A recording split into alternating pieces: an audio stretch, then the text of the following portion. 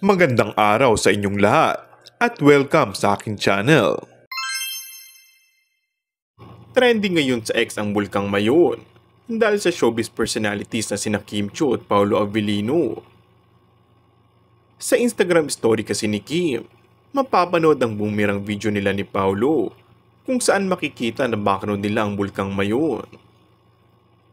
Agad napansin ng mga fans nila na nagpakita raw ang Mayon sa dalawa.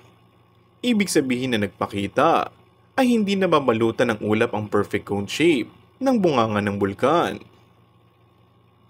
Mas lalo pa silang kinilig dahil isa raw sa mga umano'y paniniwala na kapag nagpakita ang Mayon sa magkasintahan, ito raw ay sumisimbolo ng magandang kinabukasan o di kaya walang hanggang pag-ibig. Bukod dito, pinaniniwalaan rin umano na nagpapakita ang Mayon sa isang tao na may pure heart. Kaya kapag nangyari raw yun, matutupad umano kung ano man ang kahilingan niya. Narito ang ilan sa mga post ng netizens tungkol sa pagbisita ni Paolo at Kim sa Legazpi Albay. Panatag sa Kim Pao, iba pag si tadhana ang kumilos talaga. Kahit ang Mayon, saksi sa inyong tunay na pagmamahalan. Even Mount Mayon agrees how pure their heart is.